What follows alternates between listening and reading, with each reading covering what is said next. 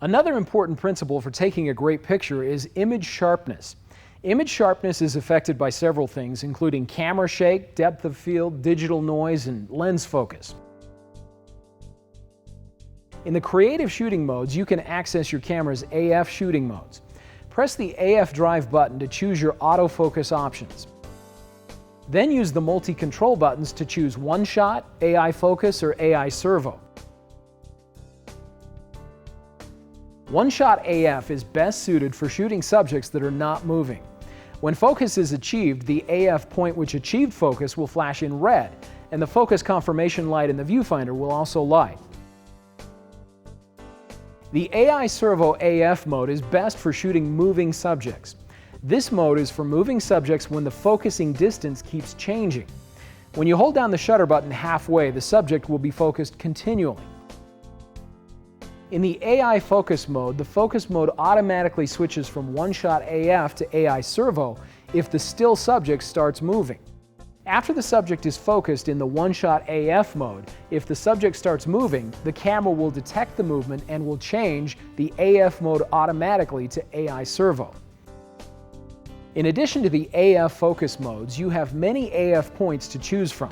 By selecting a suitable AF point, you can shoot with autofocus while framing the subject as desired. To do this, make sure the lens is in the AF position. In the basic shooting zones, the AF point selection will take effect automatically.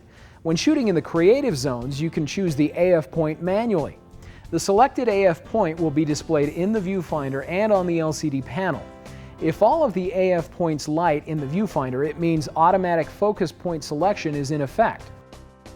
To select an AF point, simply press the AF point button. You can use the multi-controller to choose the focus point you want to use. Press Set to confirm your selection.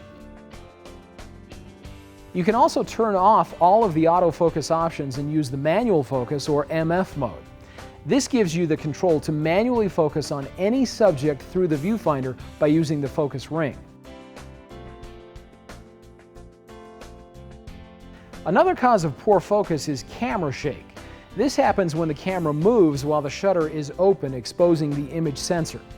Always try to steady the camera. Holding it with two hands and pressing the viewfinder gently against your face will help. You can also lean against something or use a tripod or monopod or even a beanbag to steady the camera. You can also reduce the effect of camera shake by selecting a fast shutter speed. This reduces the amount of time the image sensor is exposed to shaky conditions. A helpful rule of thumb is to set your shutter speed to 1 over the focal length. Confusing? Let me explain. If the focal length on your lens is 300 millimeters, for example, you should set your shutter speed to at least 1/300th of a second. If the focal length is 30 millimeters, you might get by using a shutter speed as low as 1/30th of a second. Another cause of poor focus is digital grain, which is sometimes called noise.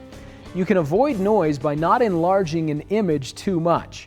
If you know that you must enlarge an image, select as large a file format as possible. You can also keep out noise by photographing subjects that have good contrast. At times, you may want to blur the motion to create an aesthetic effect.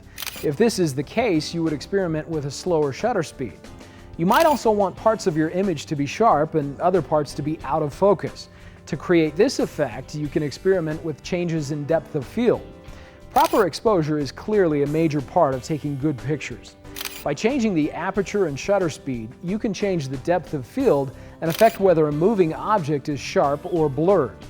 You can also make depth of field changes while keeping exposure just the way you want it.